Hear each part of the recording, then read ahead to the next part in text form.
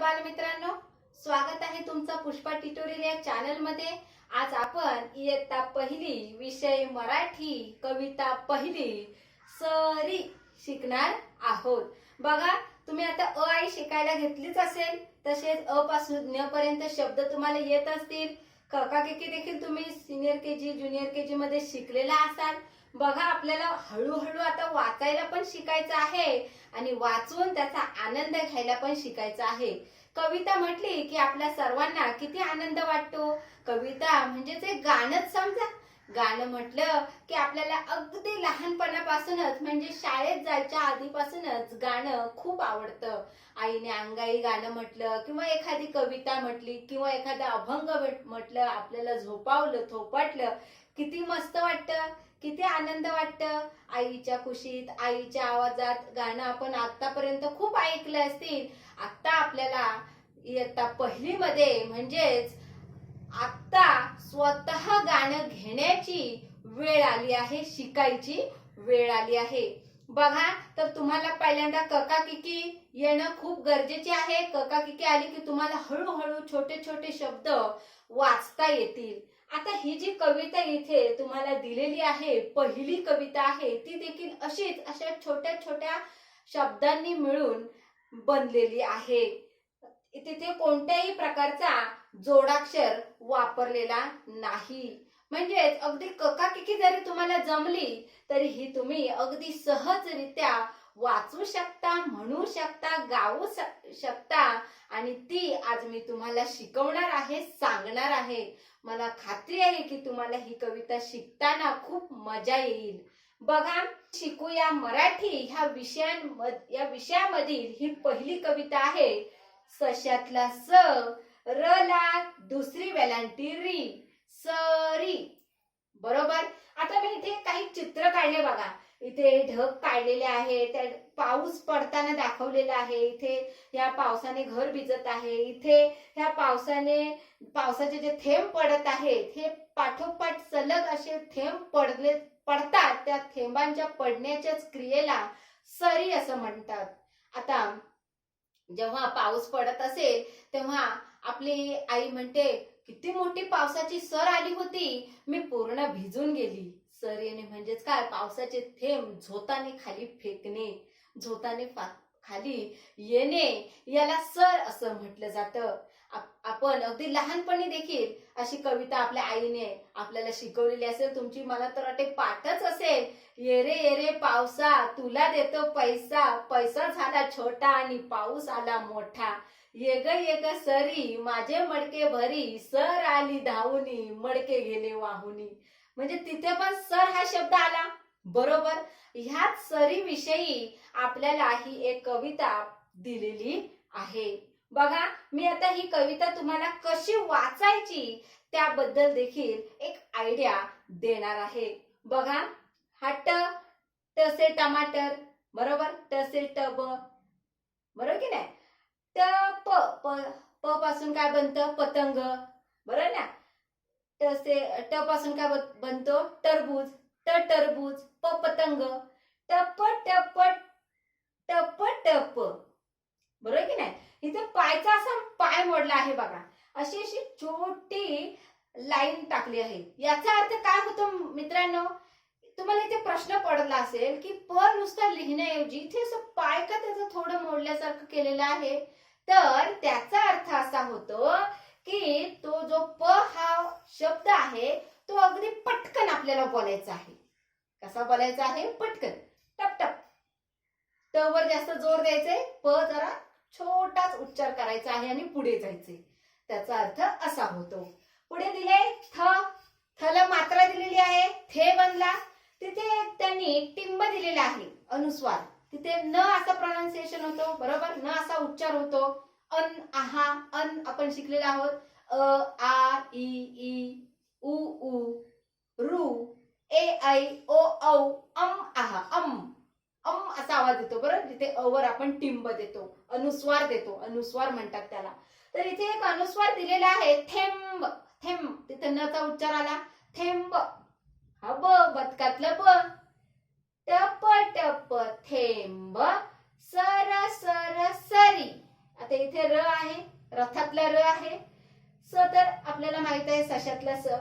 पुन्हा इथे र आहे, त्याला दुसरी वेलांटी आहे, री बनला. टप टप थेंब सर सर सरी. काय शब्द बनला आता सांगा बरं? टप टप थेंब सर सर सरी. येईल आता वाचताना तुम्हाला? प्रयत्न करा, नक्की जमेल. पुढे काय दिले बघा. ग आहे, गणपतीतला ग, गवतातला ग. त्याला एक काना दिलेला आहे, गा बनला. बरोबर. नंतर ड आहे डमरूतला. नंतर परत ग आहे, त्याला मात्रा दिलाय म्हणजेच गे बनला. ग गला काना गा, ड ग त्याला मात्रा गे, गाडगे. काय शब्द बनला माझा इथे? गाडगे. बरोबर. पुढे म, मक्यातला म, परत ड आलेला आहे, डमरूतला ड. नंतर क आलाय, क ला मात्रा दिलाय, के बनला, मडके. कसं वाचन करणार तुम्ही? मडके. बरोबर. गाडगे मडके. आता इथे भ आलेला आहे, भटजीतला भ. हा र आपल्याला माहित आहे रथातलं. भर भर भरी. परत र वर दुसरी वेलांटी आली, री बनला. री हा शब्द इथे सरीच्या सोबत पण आहे, इथे भरीच्या सोबत पण आहे. बरोबर. आता मी हाच काढवा अगदी ताला सुरुवात कसं म्हणते बघा. टप टप थेंब सर सर सरी, गाडगे मडके भर भर भरी. झालं. माझा पहिला काढवा पाठ झाला. मी वाचला पण आणि पाठ पण केला. बरोबर. आता मी पुढच्या काढव्याकडे आली. पुढे काय सांगितलंय? सरीवर सरी. आता इथे स आहे सशातला, र वर दुसरी वेलांटी री, व वजनातला, र रथातला. सरीवर सरीवर सरी. परत स आलाय, पुन्हा र आलेला आहे, त्याला दुसरी वेलांटी दिली सरी. सरीवर सरी. नंतर हा झ, झ से झरणा. बरोबर की नाही? झ से झबला. झ आहे, त्याला मात्रा दिलेला आहे, झे बनला. लसणातला ल, तलवारीतला त, त्याला मात्रा दिला, ते बनला.